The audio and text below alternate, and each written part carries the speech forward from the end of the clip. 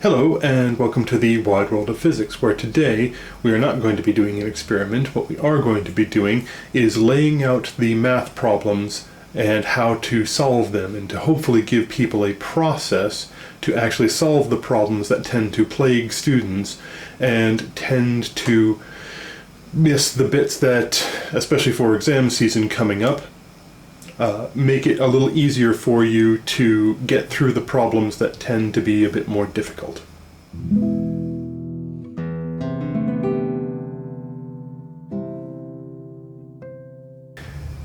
In order to solve the problems that generally tend to be a bit more difficult, with exam season coming up, there's a 5-step process that I teach my students, and I'm going to show you how that works today. Step number 1, always read the question very carefully. It would suggest that 10, possibly even more, 15, 20% of marks are lost purely on the question not being read appropriately. So, the more you get used to reading the question and understanding what it's asking, the easier the question will be. Step number 2 is going to be write down everything you know. The more you know, the more easy you'll be able to lay out your problem as it goes along. Step number 3, what are they actually asking you for? This all relates back to part number 1 about where you get your information from, but part 3 to this is literally, what are they looking for? How do I answer the question properly? Step number 4, what equation do I need to solve it? There are loads of physics equations, and you will have to use all of them at some point in time if you are getting to that point. In the examples that I'm going to show you, if you haven't learned those equations just yet, that's fine. You will get to them. That's not the issue. The issue is more follow the procedure for it.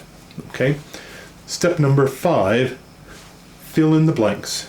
Put the information that you have into the equation just as it is, and then rearrange and solve it. And I will show you step by step with examples on how to do that. You're welcome to follow along at this point. You will need pen and paper, and I highly recommend a calculator. That is always encouraged, because you're going to run out of fingers very, very quickly. So I do have a couple of examples for you. I have 2 that are reasonably straightforward, and we will follow along. I will show you how to do the first one, and then that would suggest pausing the video to try and work through the question number 2 yourself. And then we will solve question number 2 together so you can check your work. So, for question number 1. Step 1, read the question very, very carefully. When the brakes are applied, a braking force slows down and stops the car. Braking force of 2.4 kilonewtons is used to slow down and stop the car in a distance of 22 meters. Calculate the work done by the brakes to stop the car and give the unit.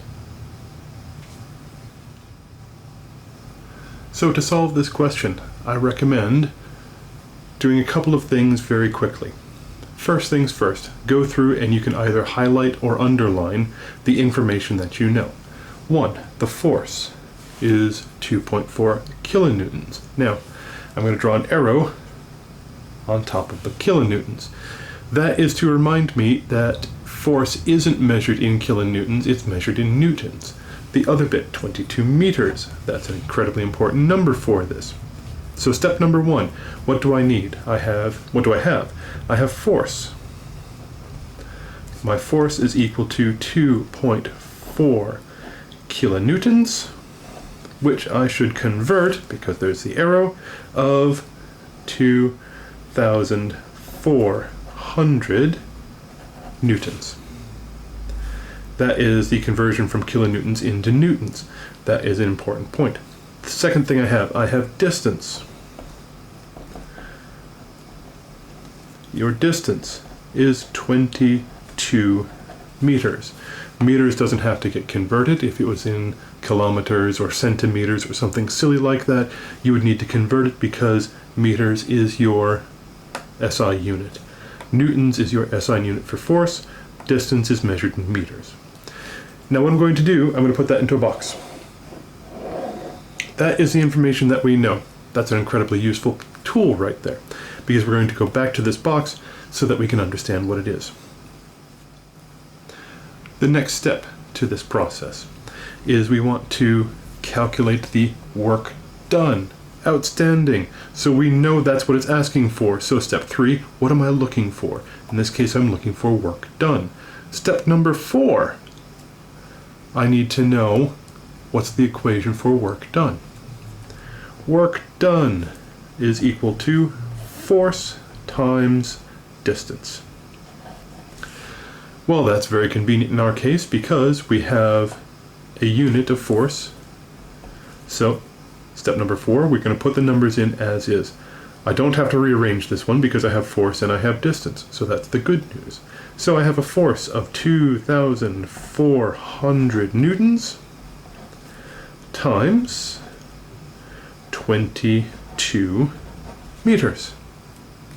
I like to keep the units with it so that I can always remember what I'm doing with them. If I have to, life will become a bit more difficult later on, so we need to know what we're going to do with this in the meantime. That said though, this is a straightforward calculation, 2,400 times 22. At this point in time, we're on to the bit where we need our calculators. So after consulting the calculator, we should see 2,400 times 22 equals 52,800. 52,800. Now, the other bit, give the unit. That part right there will get you an extra mark on an exam. So, we have calculated the work done. Excellent. Work done, we should know, is always the energy transferred. So if we're talking about energy, we're talking about one thing only. We're talking about the unit for energy and work for that matter, joules. Big J after James Joule. 52,800 joules is how you solve that problem. That is the work done by the brakes to stop the car and the unit associated with it. In a moment, I'm going to get you a problem that you can work through on your own, and then I will display the answer for you. So question 2, this is a straightforward one because it's exactly the same as the one we did just a moment ago. So work through this problem, pause the video here, read through the question very carefully, make sure you understand what it's looking for, what you need to convert, and the equation that you need. At this point in time, pause the video and I will be back to solve it with you. Okay, you've had the time you need. Let's go through it together. A braking force of 3.1 kilonewtons. Remember kilonewtons, so we need the arrow above the K. And 20 meters. This is the exact same problem, and we work it through the exact same way. So the force, 3.1 kilonewtons, is 3,100 newtons. The distance of 20 meters is 20 meters. Work done equals force times distance. So 3,100 newtons is equal to that bit there. So that's the force. Distance of 20 meters, that goes into there. And when you consult your calculator, you should get a number of 62,000, and remember it's joules because it is the unit for work done, which is energy, which is joules. Right. We will now move on to a slightly more difficult one. The next question we want to look at. A space shuttle. So step 1, we're reading the question very carefully. We're going to underline things as we go. Step number 1. A space shuttle starts from rest. Rest is an incredibly important word here, okay? Rest is always an important word. If you ever see that, it's very important. And reaches a speed, we're going to be looking for speed, of 44 meters per second after only 8 seconds. Part A, what is its acceleration? Great news, we can solve this, okay? Focus on part A first, pause the video here, and start part A, and then we will go through part A together. So when we are talking about speed, acceleration, anything like that, it's the equations of motion that we need. We're looking for acceleration. That's the key word right there. So what do we know? We know it starts from rest. So its initial speed, which is u, is equal to 0. We know that much because it's starting from rest. After that, it reaches a speed, its final speed, of 44 meters per second. That is the final speed at which it goes. And remember to make sure you bring your units with you. The other piece of information we know, we have time. Time is equal to 8 seconds. Seconds is key in this. You will often see them give you time in minutes or hours or something like that, and you will need to convert them because all of these equations are in seconds, and therefore we need seconds to make sure that we have everything. Excellent, that is our box. We don't have to do any unit conversions for this question. So, how do we proceed to part 3? What equation do I need? Acceleration. Acceleration. Acceleration is your change in velocity over time. We know that much. So what's our change in velocity? 44 and 0. So to lay this out a bit more appropriately, you have v minus u over t. So your change in velocity, v minus u over t. So to rearrange this further, we don't actually need to rearrange it, we just need to plug the numbers in that we have. So a is equal to 44 minus 0 over 8. At this point in time, obviously the 0 is irrelevant, but it's good to put it there because that way you know it exists. So v minus u over t. So now what you need to do is consult your calculator and come up with a number. So after consulting our calculator, we come up with a number. We come up with 44 divided by 8, which gives us 5.5 meters per second squared. Why is it meters per second squared? Because it's meters per second divided by seconds, so acceleration is always measured in meters per second squared. That is your answer to part A. Now, part B. I recommend reading the question very carefully, and then we will go on again. So, part B. If the shuttle started at 10 meters per second and accelerated at the same rate over a distance of 2 kilometers, what is its final velocity? So, we know now that it has a new starting velocity because it started at 10 meters per second and accelerated at the same rate. We have the rate at which it accelerated, which is 5.5 meters per second squared. Over a distance of 2 kilometers. Remember, this needs to be in meters, so we're going to need to convert that. So what would its final velocity be? If you want to go through this on your own, by all means, please do. I will be back in a second. You can pause the video right now and try this one on your own. To solve part B, we need a different equation than we did for part A. We need to know what we've got to start, and then we will plug that in. So, what do we have for part B? Let's just draw a line to distinguish. So, part B, we have an initial speed of 10 meters per second. It accelerated at the same rate. We don't have the final speed because that's what it's asking for, so that's what we're looking for. We have a distance of 2 kilometers, which is 2,000 meters. And we have an acceleration from our previous part of the question of 5.5 meters per second squared. That is the information we have. We know what we're looking for because we put a great big question mark by it, which I do recommend because if you have that, you know exactly what you're looking for then. So I have UV distance. Distance in some cases is referenced as S, which is displacement, which is exactly what this is going to be, and A. So this is a Suvat problem, and for that we're going to need the Suvat equation. There's no time involved, so it is literally just the Suvat equation of V squared minus U squared equals 2AS. That is your equation that you're going to use.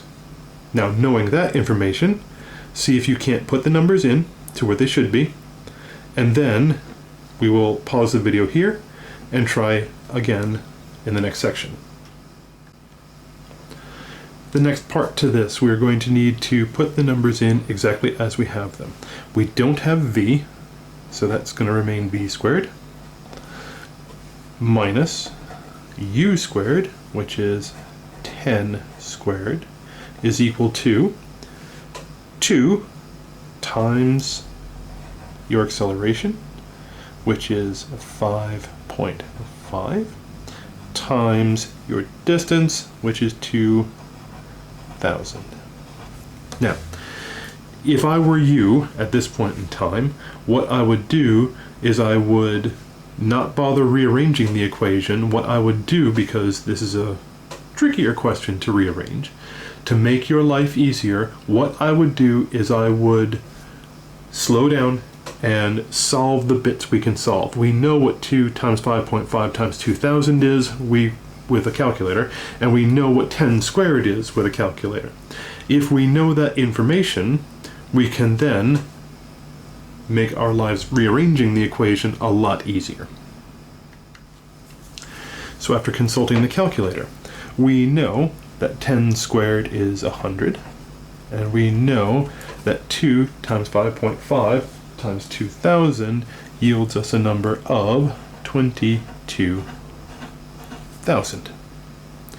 We know that much. We know this much. We can then say v squared minus 100 is equal to 22,000, which means this one we can rearrange quite easily. Rearranging this equation here, quite difficult. Rearranging this, very, very simple. Okay, so to do that, we now just bring the 100 over to the other side by doing the opposite of it, which leaves us with v squared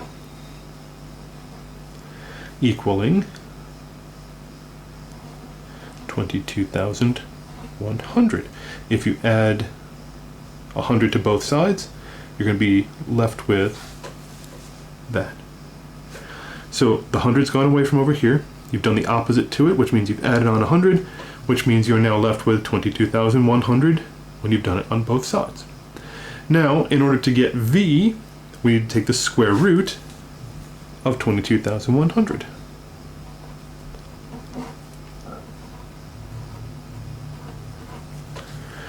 At this point in time, you need to consult your calculator once more.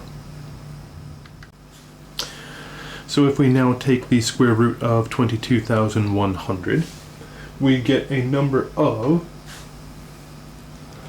148.67.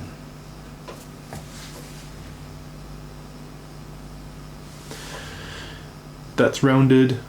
It may be slightly off from yours. You might see 148.66, and 66 is just as acceptable. So either way, you're good with those numbers. So 148.66, 148.7. Generally, I would not recommend going past one decimal place on an exam unless it asks you for a very specific number. Okay? And that is the final speed, which means you're going to be looking at meters per second. That right there is your answer. These problems are not quite as straightforward as the ones from before, but they are quite common in exam times. So be aware, you may have to rearrange equations, just like we've done, and you may have to convert units. Okay, so you had to convert your distance into meters. You had your acceleration from before, and you might have to rearrange the equation. Now with the squares involved, remember you have to take the square root at the end. Now we will set this question aside, and we will go through another question that I will show you how to do at the end, but again, try it on your own first. Right, so question 2 as far as this goes. Part A, a squirrel is moving at 0.8 meters per second. It accelerates to 1.4 meters per second in 1 minute. What is its acceleration? Part B, if the squirrel kept accelerating at this rate, with what speed would it hit the fence after traveling the full length of the 11.2 meter garden? That is not an unreasonable question. It is a bit silly. Pause the video here. It works exactly like the question we did before. Use the same steps and try it on your own. Pause the video now, and we will be back in a moment. So this question's a bit trickier, and it comes purely down to wording, and the numbers are a bit stranger. So for part A, we know U, which is 0.18, we know V, which is 1.4, we know time, which is 1 minute, which we then have to convert to 60 seconds. That's one of the ones where they get you. People will forget that part and say, oh, it's 1 minute, everything's fine, divide it by 1. Doesn't work like that, it has to be in seconds. And we don't know the acceleration because that's what it's actually asking for. So A, as you recall, V minus U over T. V is 1.4, U is 0.18, 60 seconds. Divide that out, and we get 0.02 meters per second squared. Not exactly blitzing speed, but it's a squirrel, not an F1 car. For part B, the problem gets a little trickier. So we need to know if the squirrel kept accelerating at that rate.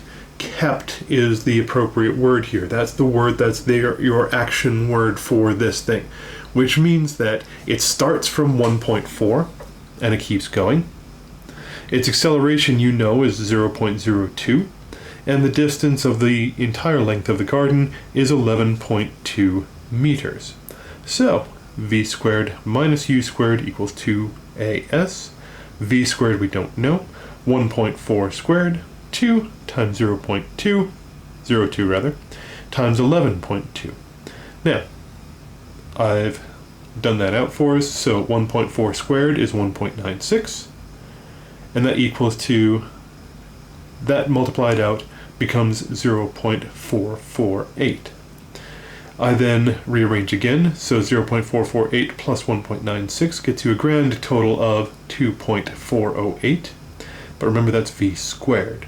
So if we take the square root of that, we end up with our full and final total of 1.55 meters per second.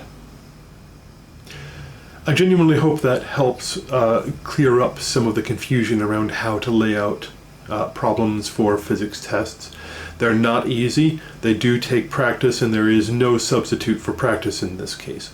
There's no steps that I could give you that will shorten the process.